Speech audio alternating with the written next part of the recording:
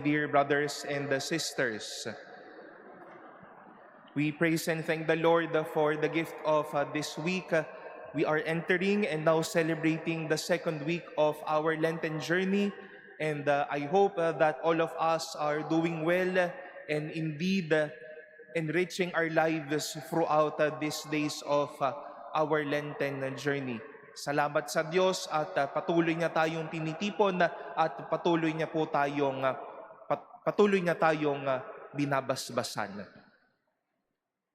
If there is a beautiful reminder that our readings today, this second Sunday of Lent, would like to remind you and remind me as a faithful and as a follower of Jesus, it is this fact that for God, to give dignity is an obligation and a devotion, not or never an option.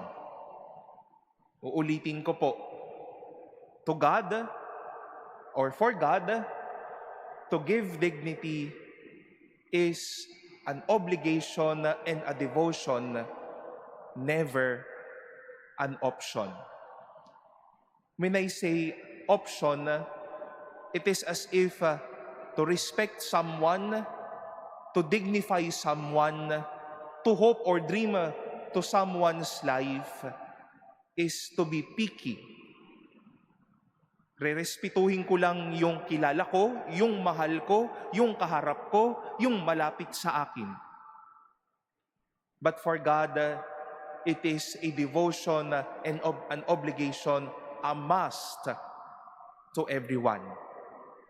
And we've heard this beautifully spoken out through our readings today.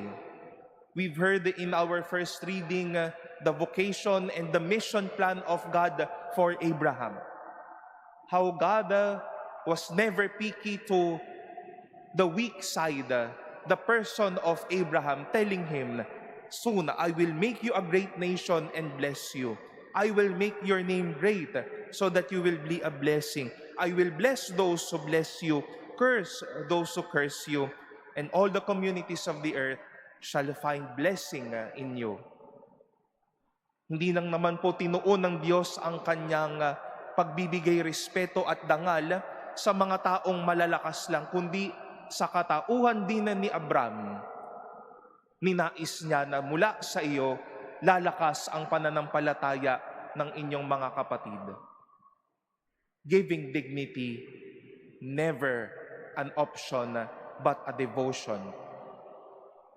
In today's second reading, St. Paul clearly reminded us once more the role of Jesus, giving us life by His death and His works, destroying life and giving us life through the gospel. And once more, a collective benefit to all. He was not picky to those whom He will give dignity, but it is His devotion, a must thing for God, for Jesus, to give us respect and dignity.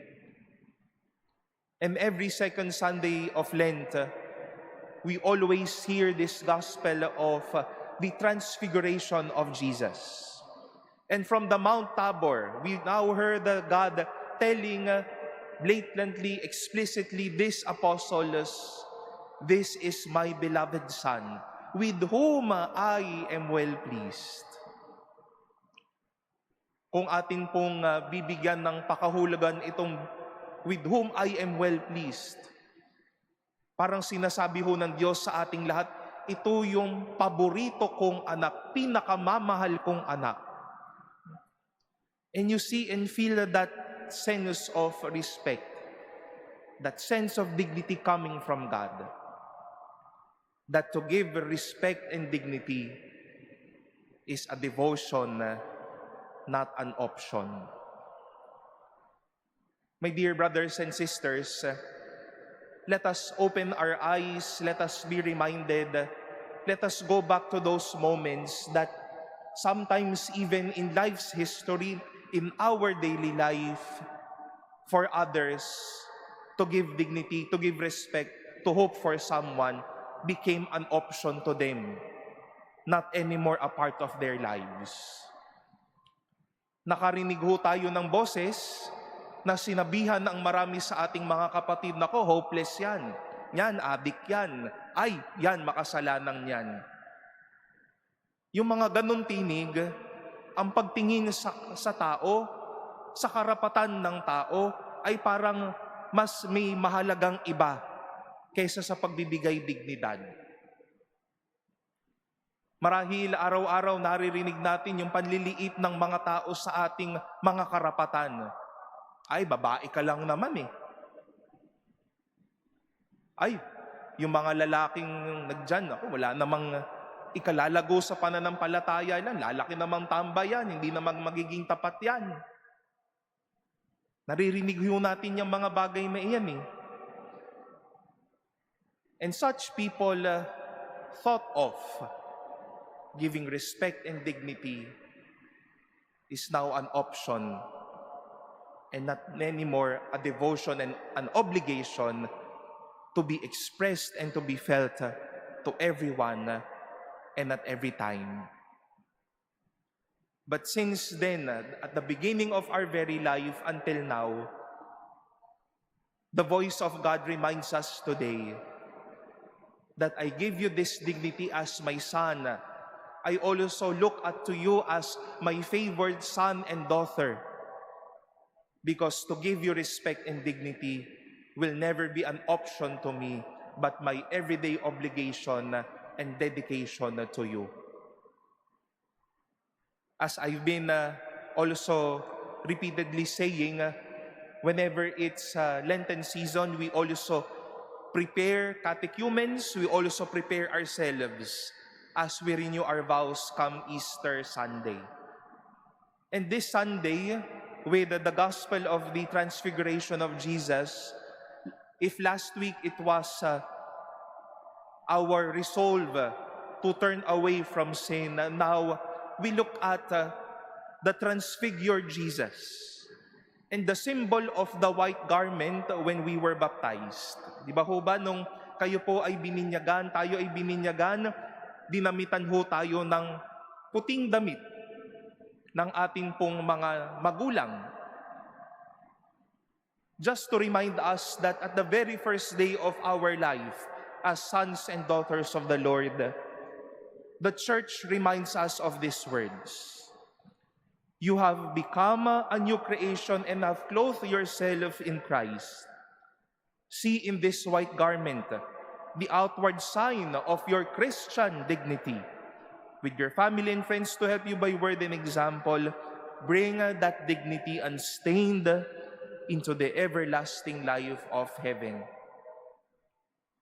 Sa unang pagkakataon sa buhay natin, hindi lamang po ibinigay, itinatak, inilaan para sa atin ang napakagandang paalala, dala mo ang karangalan bilang anak ng Diyos, bilang pinakamamahalan ng Diyos, at walang makatatanggal nito sa atin sino man.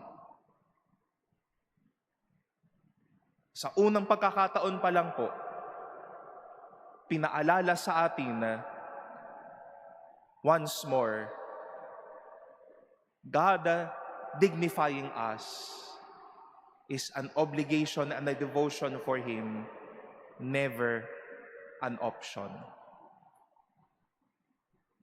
Let us also, and may this be a beautiful grace for us this coming days, my dear brothers and sisters, when it seems that our inner voices would always be loud at telling our unworthy selves, making us anxious, telling ourselves, naku, wala na yata akong halaga. Remind yourself once more of God's voice telling you, I'm giving you this beautiful dignity. You are my son, you are my daughter. This is my everyday reminder for you. And if voices around us would keep on telling us na wala ka namang ikalalago, wala ka namang ikapapangarap, na hindi na magiging maganda ang buhay mo, pues, Paalalahanan po natin ang ating sarili sa sinabi po ng tinig ng Diyos sa kanyang anak, na tayo din po ay labis niyang kinalulugdan at parte ng puso ng Diyos na parangalan at ibigin ang kanyang mga anak. Never an option, but always an obligation. And also to us, dealing with people every day, that what we face now is a son and a daughter of God. Let us hold on to that fact, that to give life, to give respect, to give dignity is always a devotion, is always an obligation, never an option.